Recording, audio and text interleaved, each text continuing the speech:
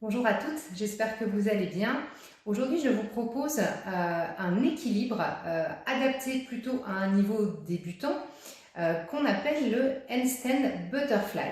Je vous le montre et je vous l'explique en détail avec toutes les options. N'oubliez pas de bien vous échauffer avant votre séance et surtout, n'hésitez pas, si vous le pouvez, à être paré. Si vous ne le pouvez pas, je vais vous donner les petites astuces pour pouvoir travailler toute seule. Je vous montre. Pour passer le handstand butterfly, c'est de parfaitement maîtriser votre basic invert et inverted crucifix. Sans ces deux figures, surtout, ne le travaillez pas. Donc, je pars d'un basic invert, même si je n'ai pas mon V, c'est pas grave. Je fais mon basic invert, je fais mon inverted crucifix et je vous montre la suite de la figure. Alors, je vais me mettre comme ceci pour que vous puissiez bien voir. Basic invert. Je m'assure qu'il soit bien verrouillé. Je les décompose bien. Inverted crucifix. De là, je vais venir poser mes deux mains au sol. Donc attention, relâchez un tout petit peu la pression au niveau des jambes pour venir descendre et toucher le sol. Moi, j'ai pas beaucoup de chemin puisque j'ai pas beaucoup de hauteur.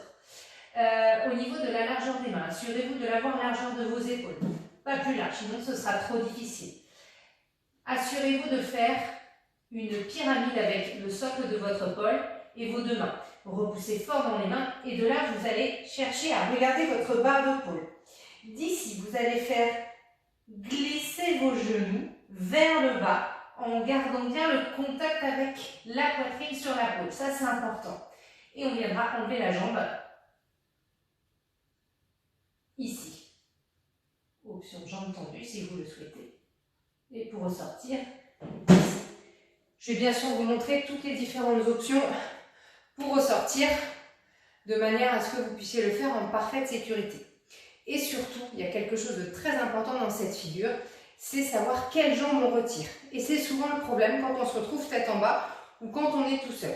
Si vous êtes deux, ça ne va pas être difficile. Il faut bien comprendre déjà que lorsque vous avez la tête en bas, si vous montez comme moi, si vous êtes droitière, moi je vais d'abord donc lancer ma jambe gauche pour mon basic invert, puis ma droite va aller derrière. Donc ce qui va faire que je vais avoir ma jambe gauche, le talon qui va rester sur la colle et l'autre jambe droite derrière. C'est ma jambe de derrière qui va venir faire contrepoids. Mon talon, lui, il va exercer une pression pour maintenir. Donc ça, c'est hyper important à bien comprendre. Ça vous aidera pour la suite quand vous pourrez travailler des butterflies. Mais si vous ne maîtrisez pas encore ce butterfly, alors pour les personnes qui auraient déjà le butterfly, forcément, ce sera facile. Pour les personnes qui ne l'ont jamais travaillé. Et dans un ordre logique, évidemment, ce serait quand même bien de démarrer par le handstand butterfly avant d'aller chercher le butterfly pour bien comprendre le placement des jambes. Donc surtout, dites-vous bien, il y a une petite astuce, c'était donc le mollet reste et le tibia s'en va. Donc forcément, votre tibia de la jambe arrière va être posé sur la paume.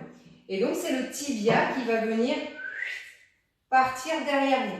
Il faut que vous imaginiez en fait que vous voulez venir emmener votre pied à votre tête. Ça va vous guider. D'accord? Donc moi, ce que je vous conseille, si vous êtes deux, pour la parade, vous demandez à votre partenaire de se mettre à côté de vous et de bien vous maintenir et de vous guider pour vous aider à emmener la jambe déjà du bon côté, parce qu'on a tendance souvent la tête en bas à vouloir l'emmener de l'autre côté, et surtout à ce qu'il vous tienne bien la taille en cas de chute. N'hésitez pas, pourquoi pas, si vous êtes toute seule, à mettre un crash mat derrière vous, ou à côté en tout cas, pour vous sécuriser.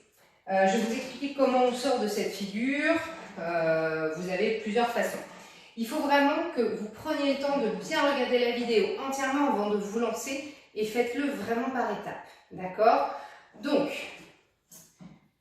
le mollet reste, le tibia s'en va. Ça peut être un bon moyen, mnémotechnique, de retenir quel pied s'en va. Deuxième petite astuce, si vraiment vous avez peur de ne pas savoir, ce que je vous conseille, c'est si vous êtes droitière comme moi, vous allez donc partir à gauche de votre épaule et vous allez donc emmener la jambe gauche en premier dessus, puis la jambe droite du coup derrière, d'accord? Ce que vous pouvez faire, c'est mettre un petit bracelet ou quelque chose que vous pouvez avoir au niveau du pied et savoir que c'est ce pied-là qui partira de la colle. Ça peut vous aider et au moins déjà vous sécuriser sur quelle jambe à enlever. Moi, dans mes cours, je préconise, dans un premier temps, sur le handstand, de garder la poitrine au niveau vraiment de la barre. Pourquoi ? Parce que déjà, ça va m'obliger à comprendre le mouvement en ayant un appui supplémentaire au niveau de la poitrine. Donc, la pôle, en fait, va longer vraiment tout votre buste, d'accord? Et vraiment d'avoir un appui dessus, ça va vous rassurer. Donc, il faut absolument que quand vous faites votre handstand, il faut que vous gardiez le contact de la pôle avec vous, ok? Je sais que j'ai des élèves qui sont anciennes gymnastes ou voilà, qui n'ont pas d'appréhension particulière, mais moi je vous conseille de le démarrer avec la pôle au niveau de la poitrine. Un petit peu plus tard, on pourra le travailler sans contact de la pôle. Mais du coup, ça va vous guider et ça va vous rassurer. Information également importante, quand vous descendez de votre handstand, enfin de votre, inverted crucifix pour aller poser les mains en handstand, il faut que vos bras soient tendus. S'ils sont un tout petit peu pliés, c'est fichu. Vous allez perdre en force, vous allez vous fatiguer et vous risquez de tomber. Donc je vous conseille vraiment de pousser très très fort dans les mains, de manière à engager vos épaules et votre dos pour stabiliser votre handstand. D'accord? Donc ça c'est très important. N'hésitez pas pendant vos échauffements à bien préparer vos poignets aussi et pourquoi pas, si vous êtes un petit peu à l'aise, de faire des petits équilibres avec le mur derrière pour vous préparer. Ça c'est important. Je vais vous réexpliquer donc comment bien venir caler la poitrine contre la pôle et puis ensuite décrocher la jambe. Donc je me replace, hop, ici. Donc de là, vous voyez, si je descends plus haut, contrôlez bien votre descente, ne vous laissez pas descendre d'un coup, sinon vous risquez de plier vos bras. Donc tout doucement ici, hop. Et pas trop loin devant et surtout pas large. Souvent on a tendance à se voir un petit peu plus costaud et on ouvre grand. D'accord? Donc largeur épaule et je repousse très très fort. De là, moi ce que je fais, c'est que je vais enrouler ma tête, je vais regarder ma pôle, comme si je voulais aller voir mes genoux. D'accord? Et de là, je vais venir pousser mes fesses en arrière et faire glisser mes genoux. Mes genoux, vous voyez, ils restent en contact fort avec la pôle. Puis je viens dégager ma jambe à l'arrière. Si j'ai un petit peu peur de descendre debout, je raccroche, hop, et je me laisse glisser jusqu'en bas. Ça, c'est la version plus facile.